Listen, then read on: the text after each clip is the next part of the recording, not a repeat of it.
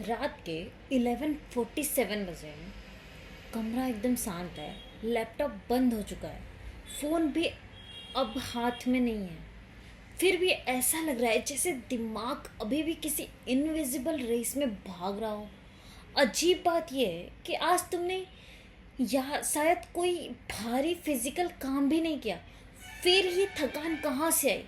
और उससे भी अजीब, क्यों वीकेंड पर आराम करने के बाद भी मंडे को वही भारीपन वापस आ जाता है? शायद हम सिर्फ शरीर से नहीं थक रहे, शायद हमारा ब्रेन पूरे दिन ऐसी लड़ाइयाँ लड़ रहा है जिन्हें हम नोटिस तक नहीं करते। और आज हम उन्हीं इनविजिबल लड़ाइयों को समझेंगे। हमारे दिमाग के साथ एक अजीब मिसअंडरस्टैंडिंग है। जब शरीर थकता है हमें वजह ही नहीं दिख जाती। भागे थे, जिम गए थे, भारी सामान उठाया था, लेकिन अगर कोई स्टूडेंट पूरे दिन क्लासेस अटेंड करे, असाइनमेंट्स करे, फ़ोन चेक करे और शाम तक पूरी तरह एग्जॉस्ट महसूस करे, तो लोग कहते हैं कि इतना किया ही क्या है। यही हम सबसे बड़ी गलती करते हैं। मेंटल टायर्डनेस फिजिकल टायर्डनेस जैसी दिखती नहीं। कई बार शरीर आराम कर रहा होता है लेकिन दिमाग अभी भी ओवर टाइम कर रहा होता है। सोचो, तुम पढ़ाई कर रहे हो, बीच में व्हाट्सअप नोटिफिकेशन, फिर इंस्टाग्राम, फिर वापस नोट्स, फिर यूट्यूब पर सिर्फ एक वीडियो, फिर कैलेंडर, फिर ईमेल। हर बार सिर्फ ऐप नहीं बदल रही, तुम्हारा ब्रेन अपना अटेंशन रिसेट कर रहा है। और ये छोटी छोटी स्विचिंग धीरे धीरे पूरी बैटरी ड्रेन कर देती है। अब एक एक्सपेरिमेंट करते हैं। सुबह उठने से लेकर अभी तक तुमने कितने फैसले लिए होंगे? क्या पहनना है, क्या खाना है, कौन सा मैसेज पहले रिप्लाई करना है, असाइनमेंट अभी करनी है या बाद में, लाइब्रेरी जाऊँ या रूम में पढूँ, कॉफ़ी पीऊँ या चाय पीऊँ। हम सोचते हैं ये तो छोटे डिसीजंस है, लेकिन साइकोलॉजी एक इंटरेस्टिंग बात बताती है।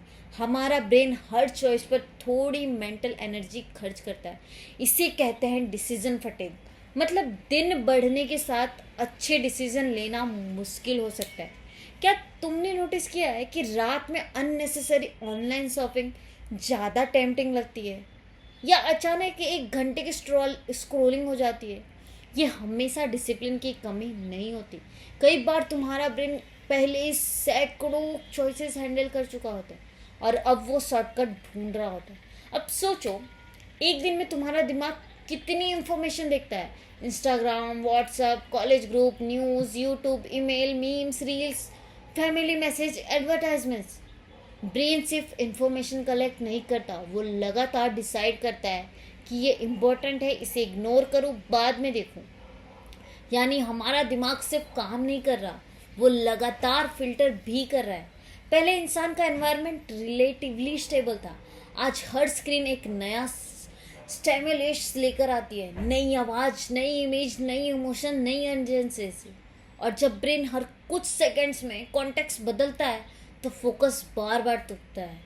इसीलिए कभी कभी 20 मिनट का काम 1 घंटे में पूरा होता है। और सबसे कंफ्यूजिंग सवाल ये है कि अगर स्क्रोलिंग इतनी ड्रेनिंग है तो हमें वो आराम जैसी क्यों लगती है? क्योंकि स्क्रोलिंग में एफर्ट कम लगता है। कोई मुश्किल कैलकुलेशन नहीं, कोई प्रेजेंटेशन नहीं, बस थंब चलाना रहता है। ब्रेन इसे लो एफर्ट एक्टिविटी की तरह महसूस कर सकता है, लेकिन लो एफर्ट हमेशा रियल रिकवरी नहीं होता। इमेजिन करो, तुम किसी कमरे में बैठे हो, हर 5 सेकेंड्स में कोई दरवाज़ा खोलकर कुछ नया दिखा दे। एक जोक, एक सैड स्टोरी, एक ट्रैवल वीडियो, एक न्यूज़, एक डांस रील। हर चीज़ इंटरेस्टिंग है, लेकिन ब्रेन को हर बार अडेप्ट करना पड़ रहा है। यही कारण है कि कभी कभी 40 मिनट स्क्रोलिंग करने के बाद भी अंदर से वही खालीपन रहता है। प्रॉब्लम स्क्रोलिंग नहीं है, प्रॉब्लम यह है कि जब ब्रेन साइलेंस रह जाता है हम उसे एक और सिमुलेशन दे देते हैं। हर थकान दिखाई नहीं देती, कुछ थकान दिल के अंदर रहती है। किसी का रिप्लाई नहीं आया, पुरानी गलती याद आई, करियर की चिंता, घर की responsibility, comparison, people pledging, unfinished conversation, ये सब बैकग्राउंड में चलता रहता है।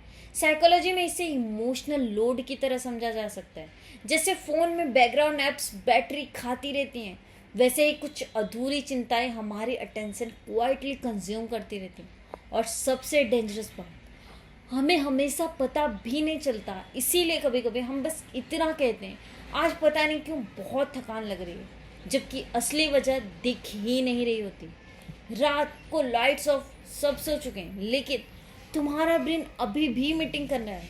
कल इंटरव्यू है, अगर मैं गलत बोल गया तो उससे ऐसा रिप्लाई करना चाहिए था, अगर फ्यूचर खराब हो गया तो। ध्यान दो, सिचुएशन खत्म हो चुकी होती है लेकिन माइंड रीप्ले करता रहता है। ओवर थिंकिंग अक्सर नई सोल्यूशन नहीं देती, वो पुराने सीन्स को बार बार चलाती रहती है, जैसे कोई मूवी जो पॉज ही नहीं होती। हर रिप्लाई, हर रिप्ले थोड़ी अटेंशन लेता है, थोड़ी एनर्जी लेता है, और सुबह बॉडी कहती है मैं सोई थी, लेकिन माइंड कहता है कि मैं पूरी रात काम कर रहा था। चलो रिया से मिलते हैं। 20 साल की कॉलेज स्टूडेंट, 7 घंटे की नींद, रेगुलर क्लासेस, कोई हैवी फिजिकल वर्क नहीं, फिर भी हर शाम उसे लगता था कि उसका दिमाग बिल्कुल खाली हो गया है। सुबह उठते ही नोटिफिकेशन, लेक्चर के बाद बीच में व्हाट्सएप, असाइनमेंट, इंस्टाग्राम पर दोस्तों के अचीवमेंट्स, लेट नाइट स्क्रोलिंग, और सोने से पहले कल इतना काम है। धीरे धीरे उसे लगने लगा कि शायद मैं लेजी हूँ।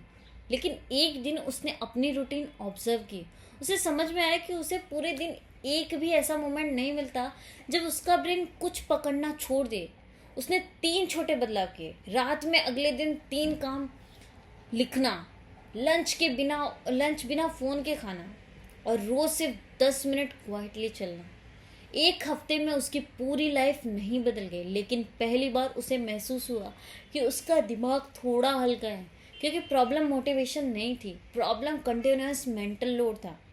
मॉडर्न कल्चर हमें एक डेंजरस मैसेज देता है, बस थोड़ा और स्ट्रॉन्ग बनो। लेकिन हर प्रॉब्लम का सोल्यूशन हार्डर पुश करना नहीं होता। अगर किसी ने पहले से 20 किलो का बैग उठा रखा हो तो उससे और तेज दौड़ने को कहना सोल्यूशन नहीं है। पहले कुछ वजन उतारना पड़ेगा। मेंटल रिकवरी भी कुछ ऐसी ही है। ये सिर्फ व्हील पावर का गेम नहीं है, कई बार ये अननेसेसरी मेंटल लोड को कम करने का गेम है। कल क्या पहनना है रात में डिसाइड कर लो। सबसे इम्पोर्टेंट काम पहले लिख लो। मॉर्निंग रूटीन सिंपल रखो। क्यों? क्योंकि जब ब्रेन छोटी चॉइसेस कम करता है तो इम्पोर्टेंट कामों के लिए ज़्यादा मेंटल एनर्जी बच सकती है। 10 मिनट की क्वाइट वॉक करो, 1 मील बिना फ़ोन के, खिड़की के बाहर देखना, कुछ डीप ब्रीथेस। गोल मेडिटेशन मास्टर बनना नहीं है, गोल है ब्रेन को कुछ मिनट बिना लगातार इनपुट के रहने देना। आज साइलेंस लग्जरी बन चुका है और शायद यही ब्रेन को सबसे ज़्यादा चाहिए। सोने से पहले जो भी दिमाग में घूम रहा हो उसे लिख दो, टास्क, वरीज, नेक्स्ट स्टेप। जब ब्रेन को लगता है कि ये चीज़ कहीं सुरक्षित लिखी हुई है तो उसे बार बार वही रिमाइंडर भेजने की ज़रूरत थोड़ी कम पड़ सकती है। एक छोटा नोटबुक कई बार सरप्राइजिंग अमाउंट की मेंटल क्लैरिटी दे सकता है। अब तुम्हें मेरे लिए एक एक्सपेरिमेंट है। कल सिर्फ 10 minute, no phone, no music, no multitasking, बस क्वाइटली चलो या बैठकर सांसों को नोटिस करो। थॉट्स आएंगे, उन्हें रोकना मत, बस उन्हें आते जाते ही देखना। गोल परफेक्ट माइंड नहीं है, गोल है अपने ब्रेन को दिन का एक जेन्युइन पॉज देना। शायद तुम लेजी नहीं हो, शायद तुम्हारा दिमाग पूरे दिन इनविजिबल काम कर रहा है। हर नोटिफिकेशन, हर कंपैरिजन, हर डिसीजन, हर अधूरी चिंता थोड़ी थोड़ी एनर्जी ले रही है। और इसीलिए असली रेस्ट सिर्फ लौटना नहीं है, असली रेस्ट वो है जब तुम्हारा दिमाग भी थोड़ी देर के लिए कुछ पकड़ना छोड़ दे। क्योंकि हर थकान नींद से नहीं जाती, कुछ थकान तब आती है जब तुम्हारा दिमाग पहली बार सच में आराम करता है।